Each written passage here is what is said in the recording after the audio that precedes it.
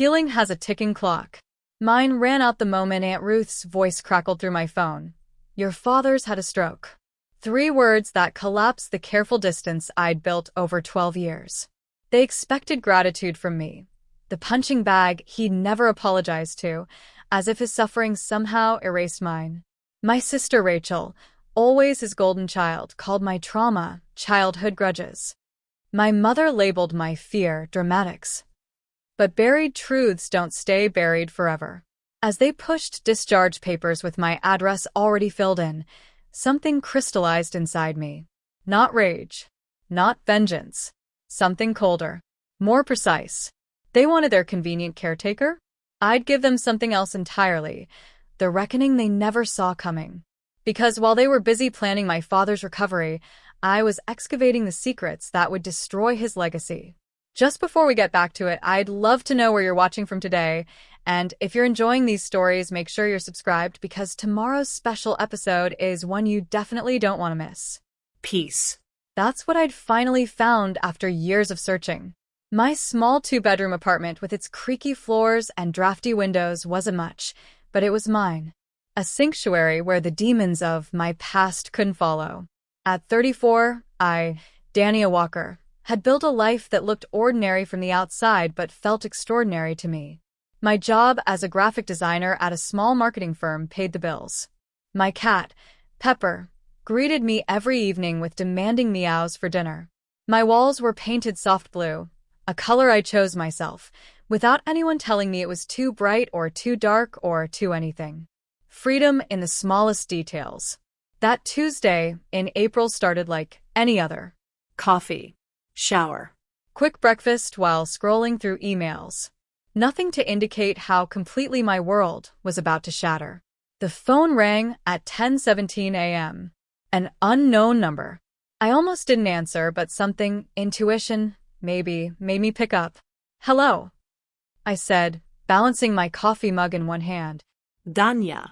It's Aunt Ruth. The mug slipped from my fingers, shattering against the kitchen tile. I hadn't heard my aunt's voice in over 8 years. How did you get my number? The words came out cold, defensive. Your mother gave it to me, she said, as if that made it okay.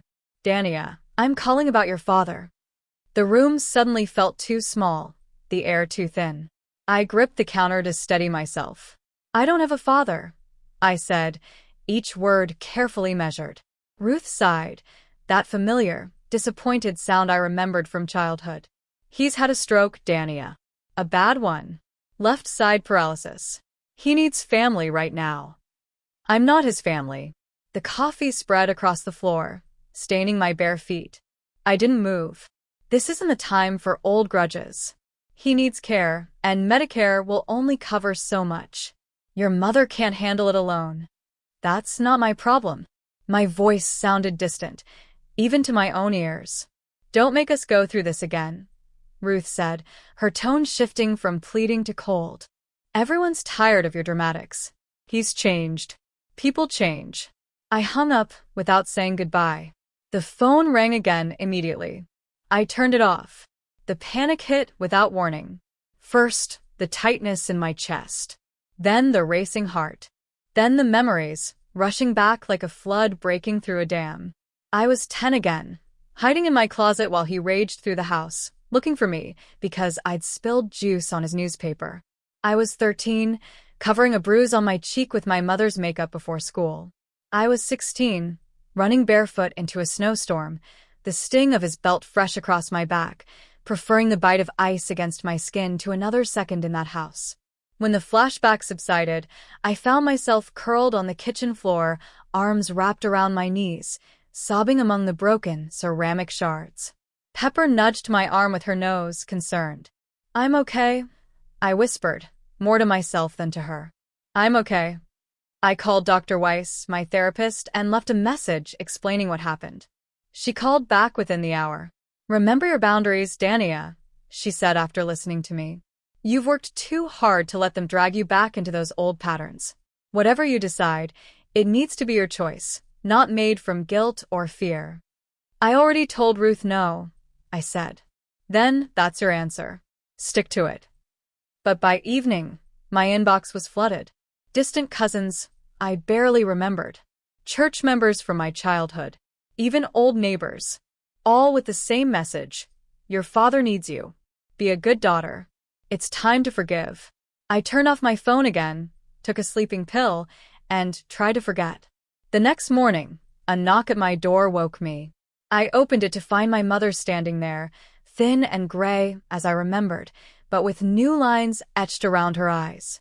Beside her stood my cousin Liam, who'd grown from the gangly teenager I remembered into a broad-shouldered man with kind eyes.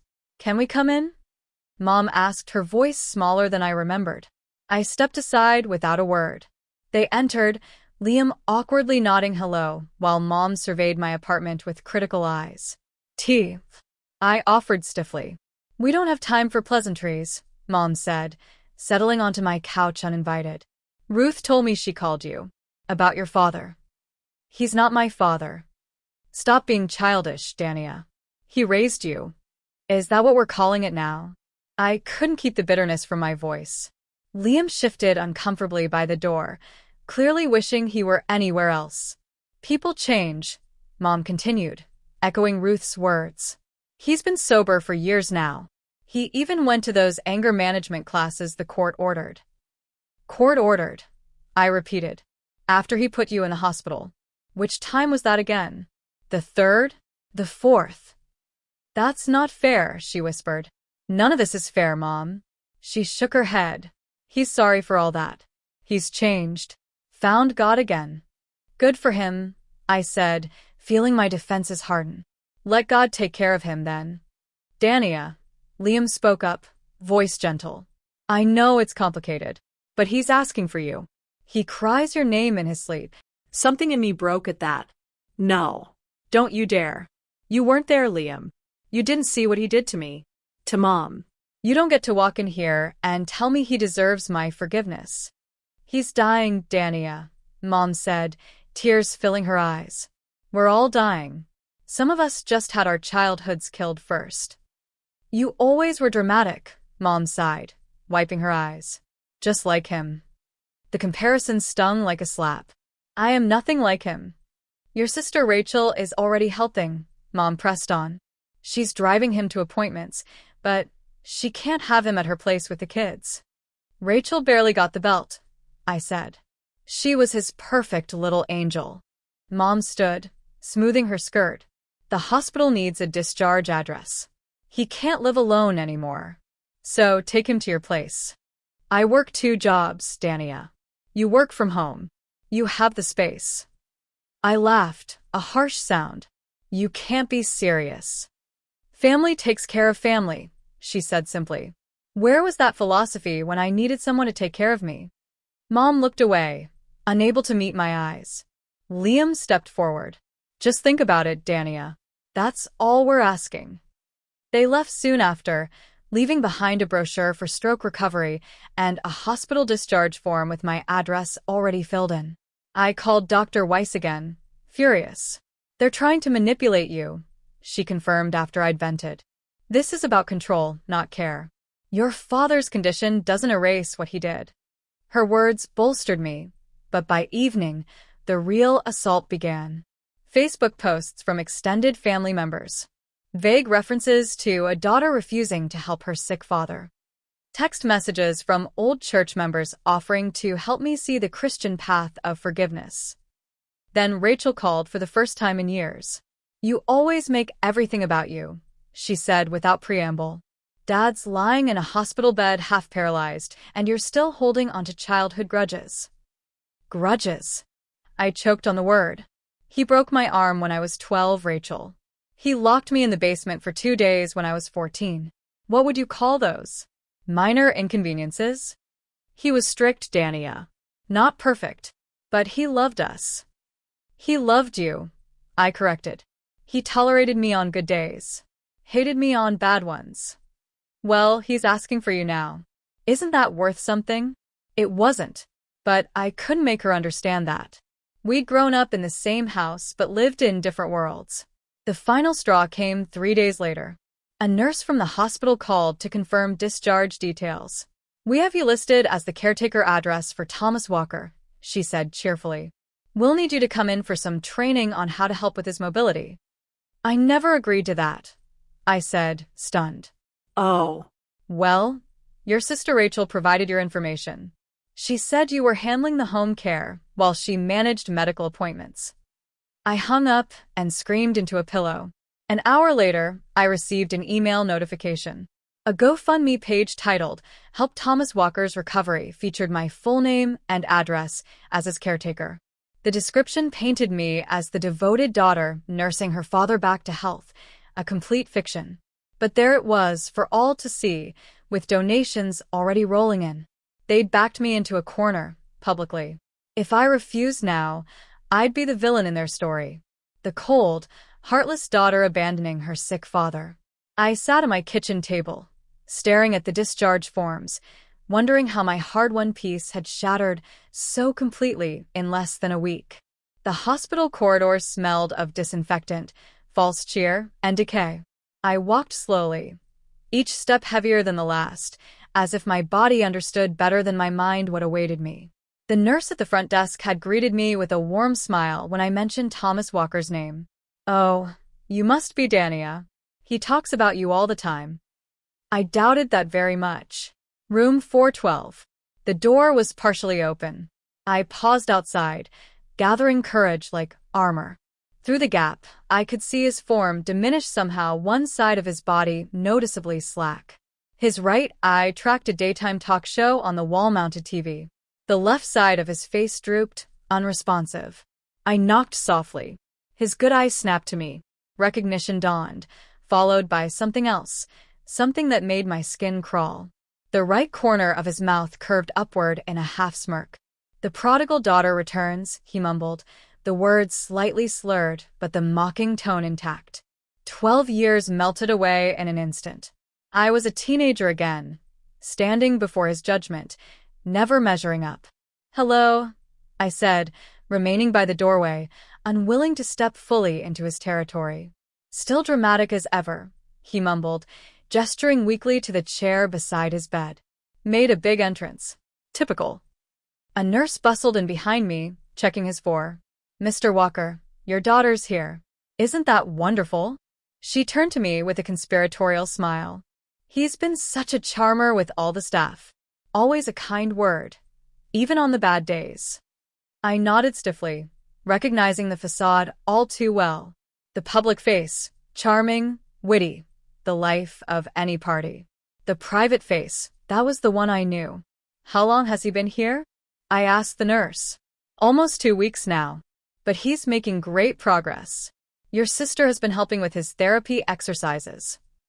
On cue, Rachel appeared in the doorway, looking polished in a crisp blouse and tailored pants, the perfect, dutiful daughter. Her eyes widened slightly at the sight of me. "Danny," she said, using my childhood nickname. "You came." "Don't call me that," I replied automatically. Rachel's smile faltered, but she recovered quickly, moving to Dad's bedside and adjusting his blanket with practiced ease. "The discharge coordinator wants to speak with you," she told me, all business. "About home care." I never agreed. "Don't start," she cut me off, lowering her voice. "Not here." The nurse, sensing tension, made a quick exit. Dad watched our exchange with his good eye, the half-smirk still playing on his lips. "You girls always did fight," he mumbled. "Just like cats." Rachel shot him an indulgent smile. "We're not fighting, Daddy. Just figuring things out." Daddy. The word made my stomach turn. After the discharge coordinator walked me through a bewildering array of care instructions, medications, and therapy appointments, Rachel cornered me in the hallway. "Thank you for stepping up," she said, as if my presence indicated agreement. "It means a lot to him." "I haven't agreed to anything, Rachel." She sighed, exasperated. "Then why are you here?" "To tell all of you in person to stop volunteering me for things I never agreed to. Take down that GoFundMe page. Now." "You're really going to do this? Make everything about you when Dad is fighting for his life." "He's not dying, Rachel. He had a stroke. A severe one. The doctor says he might never fully recover. And that's terrible. But it doesn't erase what he did to me." Rachel's perfect composure cracked slightly. What he did to you? What about what he did for you? Put a roof over your head, food on the table. Yes, the bare minimum required by law not to be charged with neglect. What a hero. You're impossible, she hissed. Always were.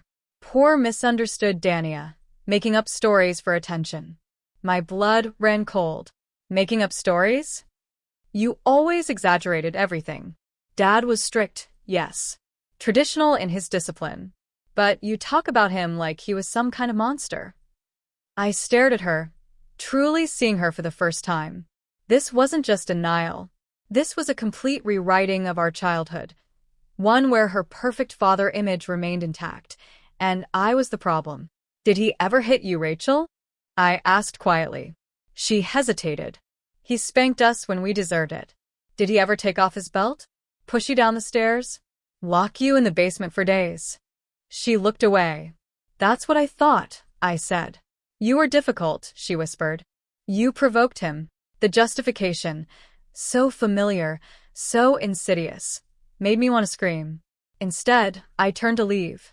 He needs you, Dania, Rachel called after me. Just for a few months, until he's stable. I kept walking. 3 days later, despite my explicit refusal, a hospital transport service called to confirm delivery of a hospital bed to my apartment. I canceled it immediately and called Rachel, livid. What part of no don't you understand? We're out of options, Dania, she said, sounding exhausted. Mom can't take him. Her apartment has too many stairs. I've got the kids. Aunt Ruth is too old herself. That's not my problem. Fine. Be selfish. But at least come to dinner tonight.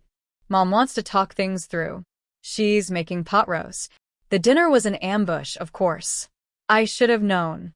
I arrived at Mom's small apartment to find not just her and Rachel, but also Aunt Ruth, Uncle Paul, Cousin Liam, and 2 church elders I vaguely recognized from childhood. What is this? I demanded at the door. Family dinner, Mom said, ushering me in before I could escape. Come, the food's getting cold. I sat rigid through prayer, small talk, and the main course. Nobody mentioned Dad until dessert was served. Mom's apple pie, my childhood favorite. A deliberate choice. Dania, Elder Williams began, setting down his fork. Your mother has shared with us the situation with your father. We understand you have reservations about helping with his care. Reservations, I repeated flatly. That's one way to put it. The Bible teaches us forgiveness, he continued, to honor our father and mother. Does it teach fathers not to beat their children? I asked. I must have missed that verse. Uncomfortable silence fell over the table. Dania, Mom said softly. That was a long time ago. People change. How convenient that his change only happened after I left. After I stopped being available as his punching bag. Rachel set down her napkin. You're being dramatic again. Am I? Should I show everyone the scars on my back? The ones you pretend not to remember? Aunt Ruth cleared her throat. We're not here to dredge up the past, Dania. We're here to discuss Thomas's future. Why me? I asked, looking around the table. Why am I the only option? Rachel fidgeted with her wedding ring. I've been meaning to tell everyone. Mark got a job offer in Seattle. We're moving next month. The pieces clicked into place. Rachel, Dad's primary caretaker for the past 2 weeks, was abandoning ship. And I was the designated replacement. So that's what this is about, I said, pushing back from the table. You need someone to dump him on, and I drew the short straw. It's not like that, Rachel protested. It's exactly like that. You're fleeing across the country, and I'm supposed to clean up the mess. Dania, Liam interjected.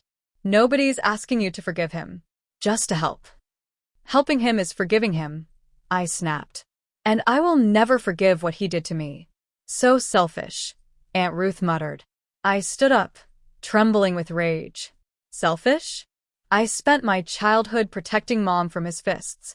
I spent my adolescence as his personal target. I have spent years in therapy trying to undo the damage he did. And I'm selfish for refusing to invite my abuser into my home. Nobody would meet my eyes. You know what? You're right. I am being selfish. For the first time in my life, I'm putting myself first.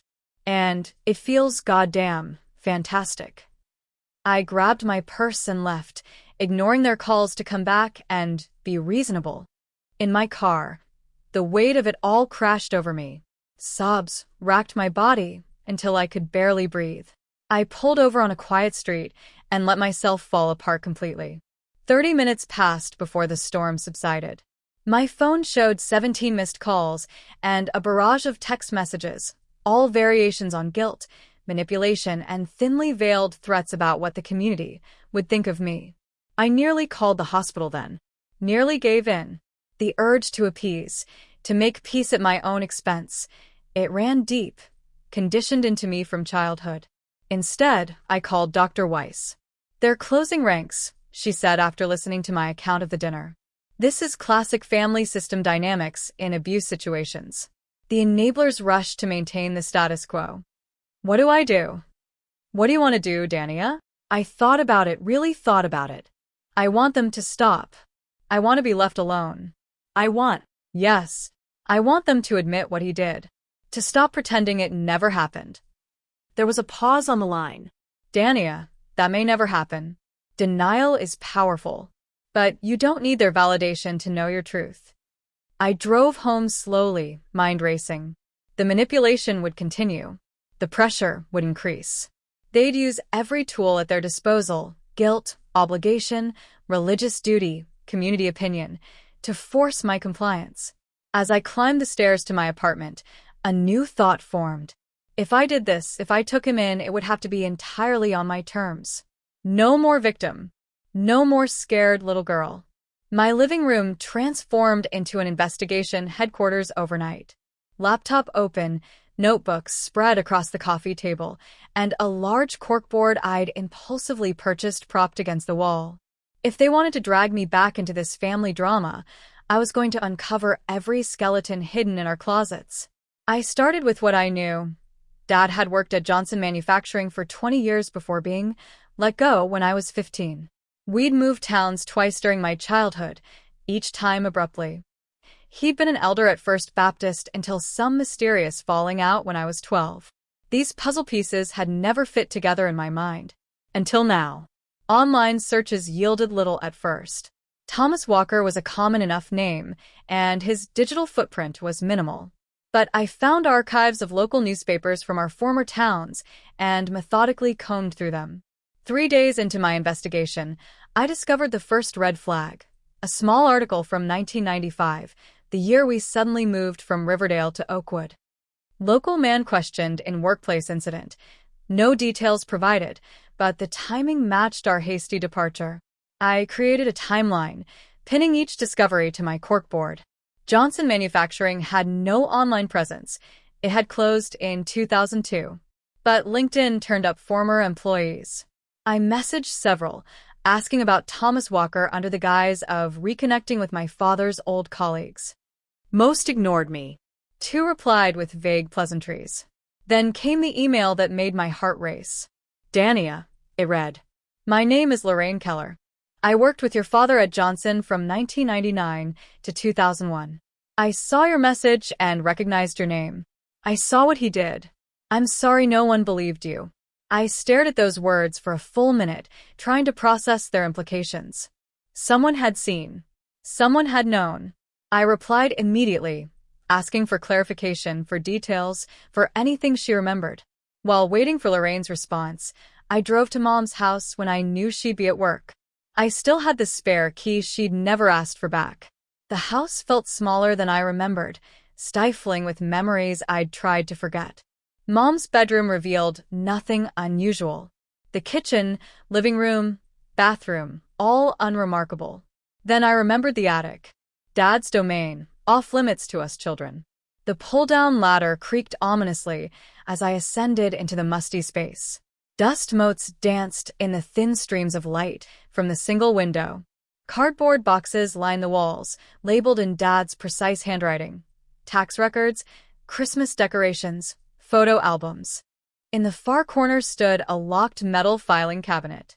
I remembered it from childhood. Dad would sometimes disappear into the attic to file papers inside it, always locking it afterward. The key had hung on his keychain, alongside the key that had locked me in the basement on more than one occasion. I tried the drawer, without much hope. Locked, of course. But the cabinet itself was old, the metal thin. With a sturdy screwdriver from Mom's kitchen, I managed to pry open the top drawer. Inside, organized with Dad's characteristic precision, were manila folders. Most contained financial records, property deeds, insurance policies, nothing surprising. Until I reached the back of the drawer. A folder labeled simply L. Inside, letters. Dozens of them, spanning years, addressed to Dad. All from someone named Laura. The earliest postmarked 1992, the year I turned 6. The most recent from 2008, years after I'd fled that house. The handwriting evolved from childish scrawl to teenage penmanship to adult cursive. I opened one from the middle of the stack, dated 2001. Dear Daddy, it began. Mom says I shouldn't write to you anymore, but I miss you. She won't tell me why we had to move away. Did I do something wrong? My hands shook so badly, I nearly dropped the letter. Daddy. This girl called him Daddy. I read more letters, piecing together a horrifying narrative.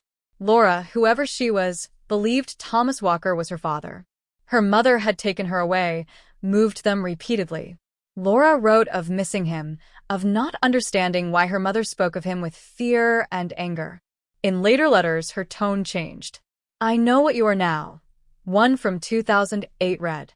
Mom finally told me everything. Don't contact us ever again. I photographed every letter with trembling hands, then carefully replaced them. As I was closing the filing cabinet, I heard the front door open. Hello. Mom's voice called from downstairs. Is someone there? I froze, screwdriver still in hand. Footsteps on the stairs. I saw your car outside, Dania. What are you doing here? I descended the attic ladder slowly, mind racing for a plausible excuse. I came to look for my old journal, I said, the first thing that came to mind. I've been having these flashbacks in therapy, and Dr. Weiss thought it might help to read my contemporaneous accounts. Mom's expression softened marginally. You could have called first. Would you have let me look in the attic? She glanced up at the open attic door, something like fear crossing her face. Did you find what you were looking for? I held her gaze steadily. I think I found exactly what I was looking for. The next day, a man I didn't recognize showed up at my apartment. Tall, broad-shouldered, with Dad's eyes and jawline but 20 years younger. Uncle Vernon. He introduced himself when I opened the door. Your father's brother. I'd heard of him but never met him. He'd been estranged from the family since before I was born, for reasons never explained. Can I come in? He asked, not waiting for an answer before brushing past me into my apartment. He stopped short at the sight of my investigation board. What the hell is this? Research, I said simply, closing the door. Why are you here? Vernon turned to face me, expression hard. Your mother called me. Said you've been asking questions. Going through things that don't concern you. My childhood abuse doesn't concern me? He waved that away impatiently. Ancient history. This is about now. Your father needs care, and you're the logical choice. Why would that be, Uncle Vernon? Why me and not Rachel? Or Mom? Or you, for that matter? He shifted uncomfortably. Rachel has children to consider. And I don't matter? That's not what I meant. I gestured to the empty chair across from me. Sit down, Uncle Vernon. Let's talk about Laura. The color drained from his face, so suddenly I thought he might faint. Where did you hear that name? I found the letters, I said. Who is she? Vernon sank into the chair, suddenly looking older. This needs to stay buried, Dania. For everyone's sake. Not a chance. He glared at me. You have no idea what you're messing with. Your father has dirt on everyone in this family. Push this, and we all go down. Sounds like a risk I'm willing to take. Vernon stood abruptly. I tried to warn you. Whatever happens next is on your head. After he left, I forwarded the photos of Laura's letters to Dr. Weiss, asking for her professional opinion. We met the next day in her office. These letters suggest your father had another family, she said carefully. Or, at minimum, another child whose mother fled with her. Why would she run? I asked, though I already knew the answer. Dr. Weiss looked at me with sad eyes. The same reason you did, Dania. Something clicked in my mind. A memory, long suppressed. I'd been maybe 7. Dad had taken me to the park, unusual in itself. A woman had approached, a little girl in tow. The woman's face had twisted with rage at the sight of Dad. You stay away from her, she'd hissed, pushing the confused child behind her. Dad had grabbed my arm so tightly it bruised, dragging me away without a word. I think I met her once, I whispered to Dr. Weiss. Laura. At a park. That could be a breakthrough memory, Dr. Weiss nodded. Often, children suppress memories that don't fit their understanding of the world. What else might I have forgotten? That's impossible to predict. But as you explore this history, don't be surprised if more memories surface. I met Lorraine Keller at a coffee shop downtown the following week. She was in her 60s, with silver hair and kind eyes that hardened when I mentioned Dad's name. I worked in HR at Johnson, she explained, stirring her tea. Your father was respected there. Charming. Well-liked. But there were rumors. Women who suddenly requested transfers away from his department. Uncomfortable comments that got laughed off as jokes. Was he fired? I asked. Lorraine hesitated. There was an incident. A young intern. She filed a complaint, sexual harassment. During the investigation, other women came forward. But before disciplinary action could be taken, a settlement was reached. Non-disclosure agreements signed. He resigned with references intact. When was this? 2001. You would have been, what, 15? The year we moved again. The year Dad started drinking more heavily. The year his rage toward me intensified. Did you know? I asked. About what he was like at home? Lorraine's eyes filled with tears. I suspected. When you came to the company picnic that summer. The way you flinched when he raised his voice. The bruise on your arm you tried to hide. I reported my concerns to Child Services anonymously. But nothing happened. I finished for her. They always believed him over me. As I was leaving the coffee shop, my phone rang. Liam. Can we meet? He asked, voice tight with stress. Alone. Don't tell anyone. We met at a park across town. Liam paced nervously as he spoke. I remembered something, he said. From when we were kids. I was maybe 8, you were 13. I was staying overnight at your house while my parents were away. I nodded, though I had no recollection of this. I got up to use the bathroom in the middle of the night. I heard noises from your room. Your dad was in there. I didn't understand what was happening, but I knew it was wrong. The next morning, you had a split lip. He told everyone you fell out of bed.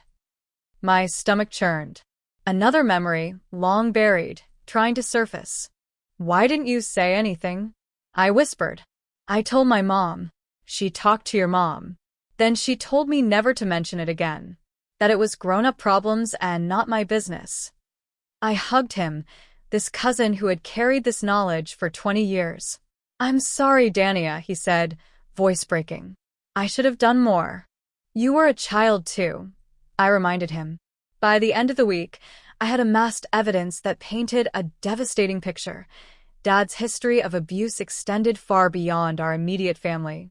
The mysterious Laura appeared to be his daughter from an affair. The woman had fled with her child when the abuse began, smarter than my mother had been. There were workplace incidents spanning decades. The church falling out coincided with accusations from a youth group member that had been quietly handled internally. All these secrets, buried under layers of denial, enablement, and manipulation. All while I had been told I was the liar, the dramatic one, the troublemaker. I sent a DNA sample from one of Laura's envelopes for testing, unsure what I hoped to find. Was she truly my half-sister? Was there yet another family we knew nothing about?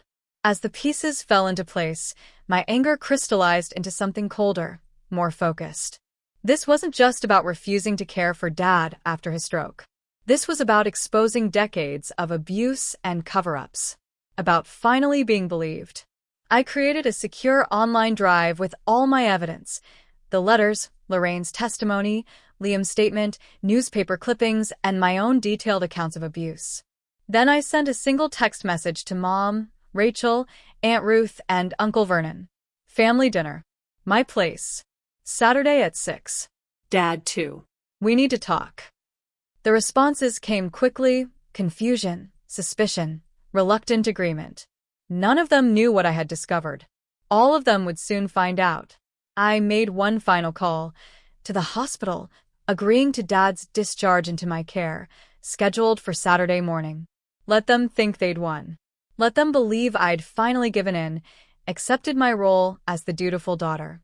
By Saturday evening, they would understand exactly who they were dealing with. I was no longer the scared child running barefoot into the snow. I was a woman armed with truth. And I was ready to burn our family mythology to the ground. As I hung up the phone, a notification appeared on my laptop. The DNA results had arrived. I clicked the email with trembling fingers. The truth was even worse than I'd imagined. The DNA results stared back at me from my laptop screen, irrefutable and damning. Laura wasn't just Dad's daughter from an affair. She was his niece, Vernon's daughter. The implications made me physically ill. I barely made it to the bathroom before emptying the contents of my stomach. When the nausea subsided, I returned to my laptop and added this final piece of evidence to my collection. The picture was complete now, and more horrifying than I could have imagined. My father hadn't just been an abuser, he'd been a predator, protected for decades by a family conspiracy of silence. Saturday morning arrived with a strange calm. The hospital orderly wheeled Dad into my apartment at precisely 10 a.m., Rachel hovering nervously behind them. Dad surveyed my space with his one good eye, that familiar half-smirk playing on his lips. "Bit small," he mumbled, his first words to me. "It's temporary," I replied, signing the discharge papers. "Just until dinner tonight." Rachel shot me a suspicious look. "What dinner?" "The one I texted everyone about. 6 o'clock. Here. The whole family." "Nobody mentioned." "Check your messages." I cut her off. "I need some time alone with Dad. To get him settled."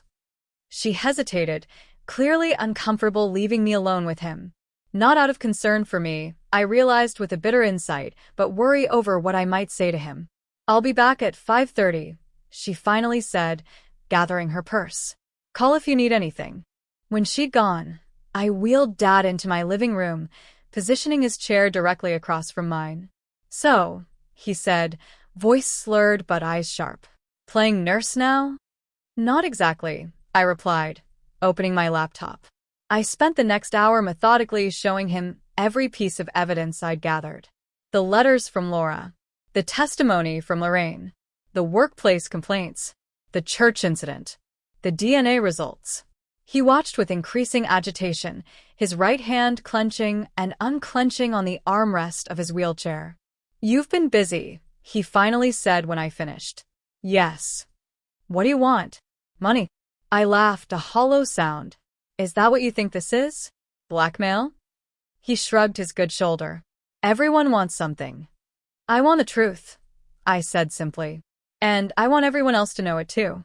"Nobody will believe you," he said, but uncertainty flickered in his eyes. "They never have before." "They will this time." The hours until dinner passed with excruciating slowness. Dad dozed in his wheelchair, occasional snores punctuating the silence. I prepared simple food: a lasagna, salad, garlic bread. Nothing special. The meal wasn't the point. At 5:30, Rachel arrived as promised. She frowned at the dining table set for 7. "Who else is coming?" "Mom, Aunt Ruth, Uncle Vernon, and Liam," I said, sliding the lasagna into the oven. I thought it was time for a real family discussion. "About what?" she asked, suspicion heavy in her voice. "Everything," I replied. They arrived in quick succession after that. Mom, looking thin and nervous. Aunt Ruth, lips pursed in disapproval. Liam, offering me a small supportive smile. And finally, Uncle Vernon, who couldn't quite meet my eyes. I invited them to sit, pouring wine for everyone except Dad, whose medication prohibited alcohol. A small mercy. "Thank you all for coming," I began once everyone was seated. "I know the past few weeks have been difficult. We appreciate you reconsidering your position, Dania," Aunt Ruth said stiffly. Family should stand together in times of crisis. I couldn't agree more, I replied, feeling a strange calm settle over me. In fact, that's why I wanted us all here tonight. To talk about family. About truth. About the stories we tell ourselves. Mom shifted uncomfortably in her seat. Dania, perhaps this isn't the time? It's exactly the time, I countered. For years, I've been told that my memories were wrong, that I was exaggerating, being dramatic, making things up for attention. Dad watched me with his one good eye, that familiar smirk lurking at the corner of his mouth. But I've spent the last 2 weeks gathering evidence, I continued, and I'd like to share what I found with all of you. I rose from my seat and retrieved a stack of folders from the kitchen counter. I placed one in front of each person, including Dad. What is this? Rachel demanded, not opening hers. The truth, I said simply. Every piece of evidence I could find about Dad's history of abuse. Not just toward me, but toward others. Workplace complaints. Church incidents. And most interestingly, I paused, looking directly at Uncle Vernon, evidence of his relationship with Laura. Vernon's face drained of color. Aunt Ruth gasped. This is outrageous, Mom said, but her hands trembled as she spoke. Open the folders, I instructed. Page through them. Take your time. Silence fell as they reluctantly began examining the contents. Rachel's face twisted in confusion, then horror as she leafed through the photocopied letters. Mom's hand flew to her mouth, tears filling her eyes. Aunt Ruth looked like she might faint. This is a violation of privacy, Vernon finally said, slamming his folder shut. You had no right to dig through family matters. Family matters? I repeated incredulously. Is that what we're calling child abuse now? Sexual harassment? Assault. These are just allegations, he blustered. Nothing was ever proven in court. That's where you're wrong, I said, pulling out my phone. Because I have proof. I pressed play on the recording of my conversation with Lorraine Keller, where she detailed the workplace complaints and settlement. Next came my recorded conversation with Liam, his voice breaking as he described what he'd witnessed as a child. And finally, the most damning of all, my conversation with Vernon himself, his inadvertent admission about Laura, his warning that this needs to stay buried. Dad's face had gone from smug to stone cold as the recordings played. When I finished, he finally spoke, his voice dangerously low despite the slurring. None of this can be proven in court. So what now? Funny you should ask, I said, pressing another button on my phone. Because now it can. I turned the phone screen toward them, showing the active recording indicator that had been running since they arrived. That's illegal, Vernon sputtered. You can't record people without consent. Actually, in this state, single-party consent is all that's required, I replied. And I definitely consent. Rachel stood abruptly, her chair scraping against the floor. This is fake, she screamed, tears streaming down her face. All of it. You've always been jealous of my relationship with Dad. You've always wanted to tear this family apart. Rachel, I said gently, look at the DNA results in your folder. Laura is Vernon's biological daughter, Dad's niece. Think about what that means. She shook her head violently. I don't believe you. I won't believe you. Ask Vernon, I suggested. Ask him about Laura's mother. Ask him where they went, why they disappeared. All eyes turned to Vernon, who had gone deathly pale. This should have stayed buried, he whispered, echoing his words from the recording. For all our sakes. That's your response? I asked, incredulous. Not denial? Not outrage that I would suggest such a thing? Just regret that it came to light. Vernon stood, grabbing his coat. I'm not discussing this any further. Sit down, Mom said suddenly, her voice like steel. We all turned to stare at her. In all my life, I'd never heard her speak to anyone that way, least of all to her brother-in-law. Vernon hesitated, then slowly sank back into his chair. Is it true? Mom asked him. About Laura? He looked away, unable to meet her gaze. The silence was answer enough. And you knew? She asked, turning to Dad. All these years you knew? Dad's face remained impassive. Ancient history, he muttered. Mom slapped her hand against the table, making us all jump. Answer me. Yes, Dad finally said. I knew. And you let me think I was crazy, she whispered. When I found those letters and asked you about them, you said I was paranoid, imagining things. You were easier to handle that way, Dad replied with chilling honesty. Mom stood, trembling from head to toe. She looked at me, really looked at me, perhaps for the first time in decades. Dania, she said, voice breaking. I'm so sorry. I should have protected you. You were a victim too, Mom, I said gently. No, she shook her head fiercely. No excuses. I was your mother. I failed you. Rachel remained frozen, staring at the evidence spread before her. Aunt Ruth wept silently. Liam looked relieved, as if a great weight had been lifted. Dad alone seemed unmoved, examining us all with clinical detachment. What now? He asked again. You've had your dramatic reveal. You've turned them all against me. What's your endgame? I stood, gathering the folders methodically.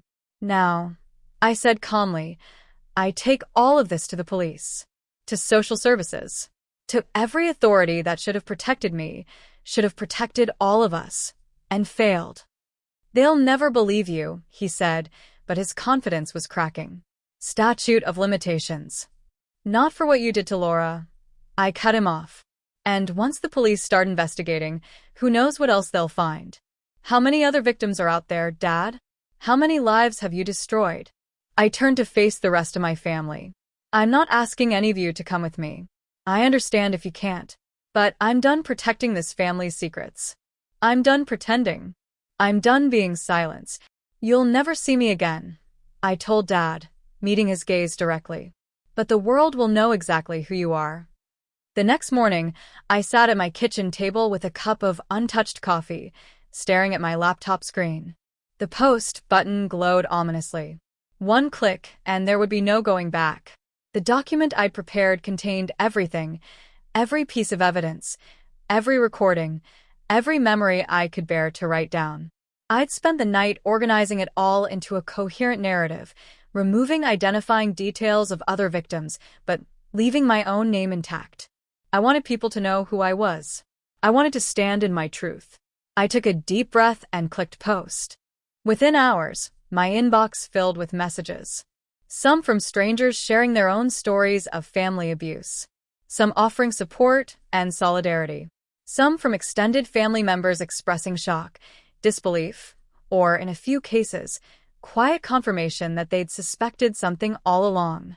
By evening, the post had been shared thousands of times across various survivors' forums and social media platforms. My phone rang constantly. I let everything go to voicemail. I needed time to process what I'd done, what was happening. The first news outlet contacted me the following day. A local reporter had picked up the story, intrigued by the allegations against a once-respected community member. I declined to comment beyond confirming the authenticity of what I'd shared online. Then Lorraine called. They're contacting me, she said, voice trembling. Reporters. Other former employees. People are finally talking, Dania. Are you okay? I asked, concerned that I'd dragged her into this maelstrom. I'm better than okay, she replied firmly.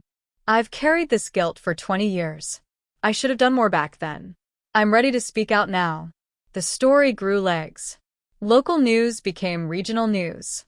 Lorraine gave an interview detailing the workplace incidents and subsequent cover-up. Other women came forward with similar stories spanning decades. Through it all, I remained largely silent, watching from a distance as the truth I'd buried for so long finally saw daylight. I changed my phone number, set my social media to private, and focused on processing my own emotions with Dr. Weiss's help. What you're experiencing is normal, she assured me during our emergency session. Exposing long-buried trauma is like performing surgery on an infected wound. It hurts, it bleeds, but it's necessary for healing. A week after my post, Rachel disappeared. Her social media accounts vanished overnight. Her phone number disconnected. Mark, her husband, emailed me a terse message. We've moved up our relocation. Please respect our privacy during this difficult time. I hadn't expected to feel grief over losing her again, but I did. Despite everything, she was still my sister. Still the little girl who'd shared my bedroom for 14 years, who'd once braided my hair for picture day, who'd slipped notes under my door on the bad nights when Dad's rage filled the house.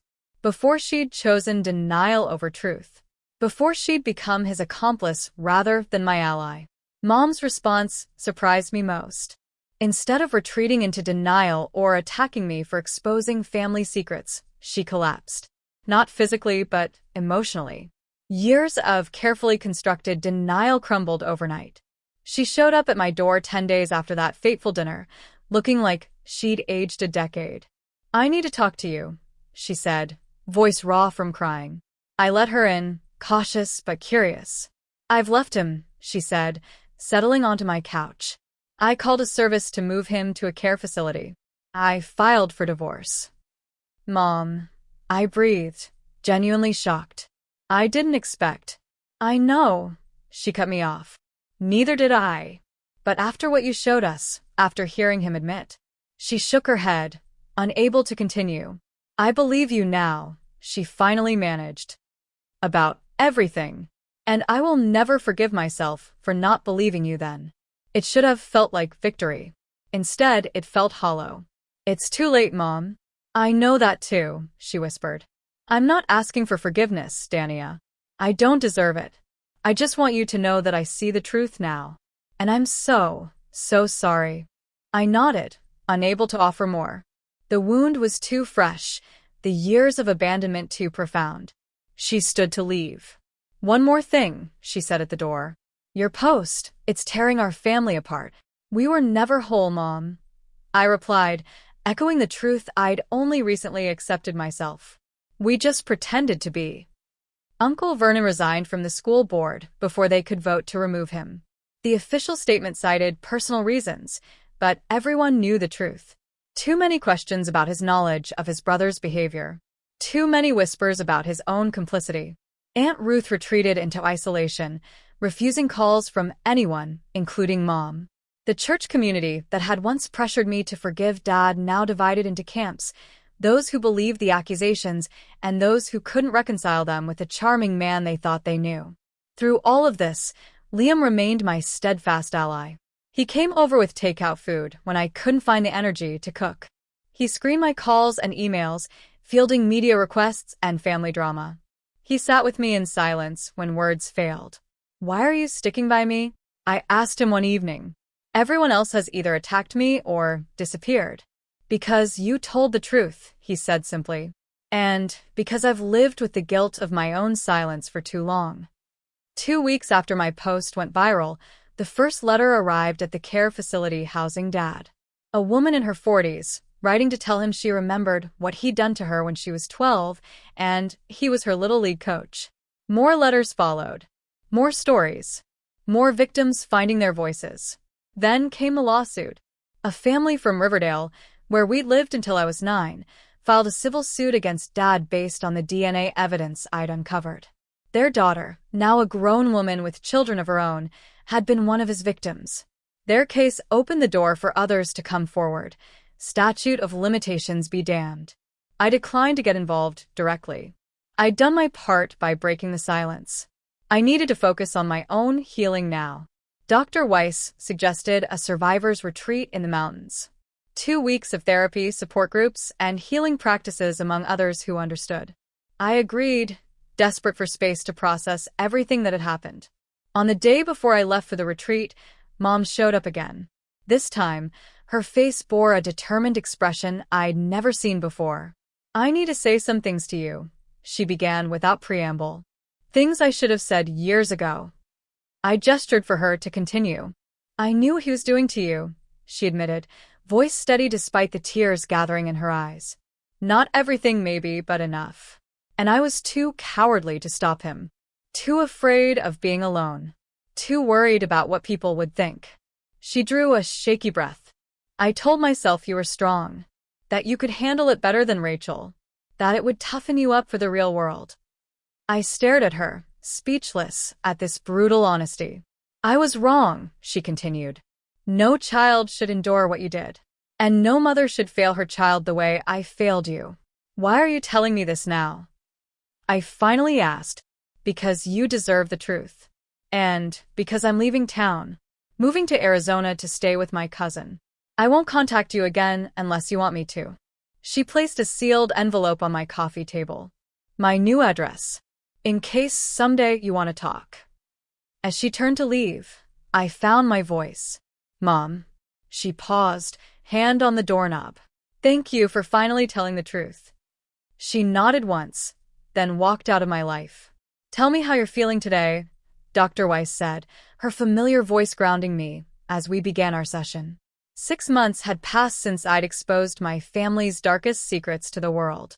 6 months of therapy, of nightmares, of grief, of slow, painful healing. I feel lighter, I said, surprised to find it true. Not healed, not completely, but like I've moved from surviving to something else. She smiled. You've shifted from survival mode to rebuilding. It's a significant milestone, Dania. After returning from the survivor's retreat, I'd found a new rhythm to my days. Mornings began with meditation rather than anxiety. Work felt meaningful again. I'd even started dating, cautiously, with more therapy sessions scheduled around each new step. I've been writing, I told Dr. Weiss. Every day. Just getting it all out.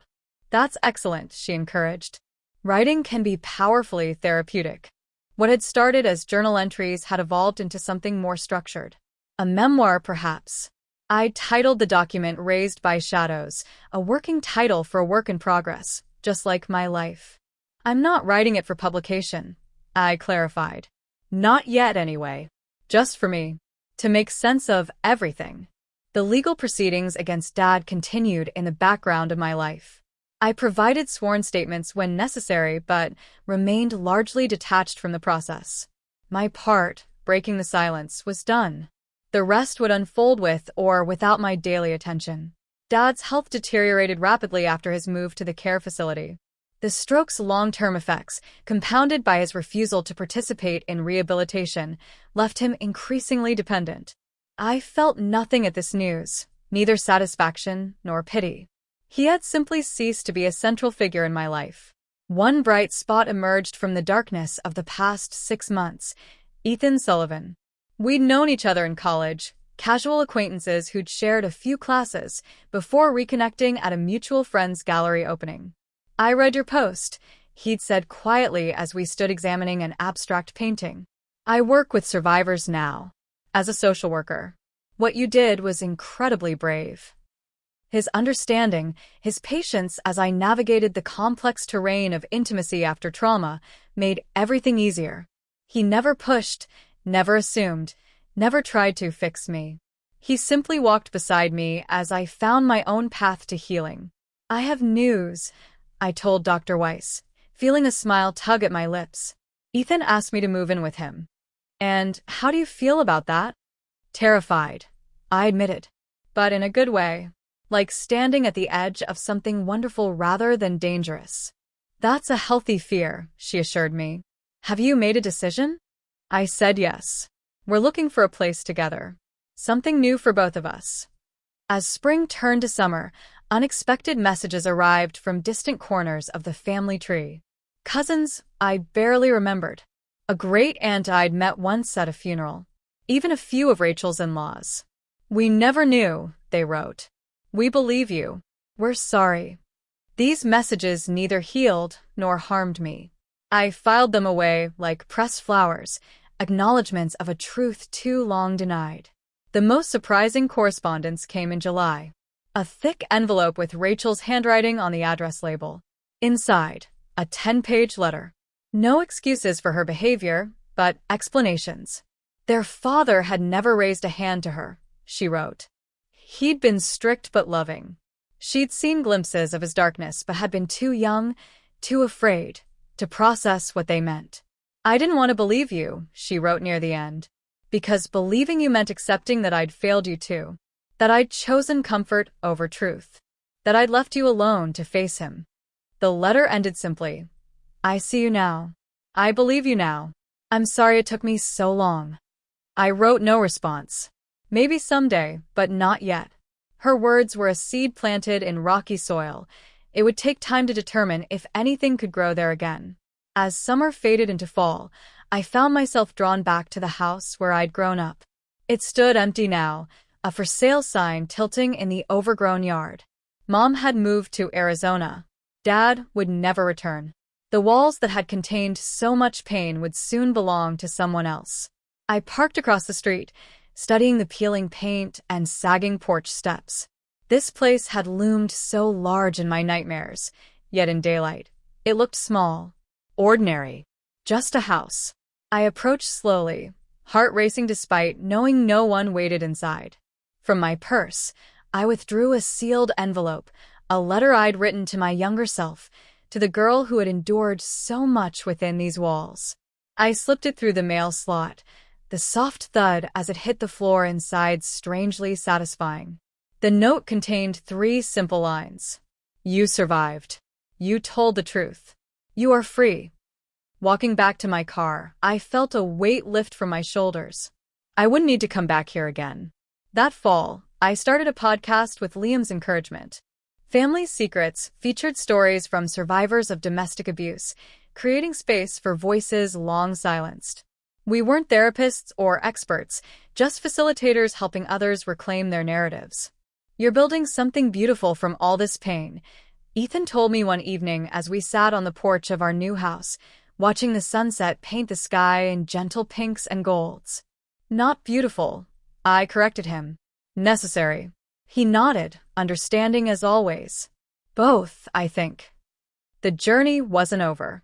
I still had nightmares sometimes. Still flinched at sudden movements. Still struggled with trust. But for the first time in my life, I wasn't defined by what had been done to me. I was defined by my own choices, my own truth, my own voice. I hadn't wanted revenge when I'd exposed my father's crimes. I'd wanted peace. And I'd found it. Not given to me by others, but carved out by my own hands from the wreckage of my past. As darkness fell and stars appeared overhead, I leaned against Ethan's shoulder, breathing deeply. The night no longer terrified me. I was no longer that barefoot girl running through snow, desperate for escape. I was home. I was healing. I was at long last free. What would you risk to finally speak your truth? How far would you go to protect yourself when everyone expects your sacrifice? If this story resonated with you, please hit like and subscribe for more powerful narratives about finding strength in the darkest moments. Your support helps these important stories reach those who need them most.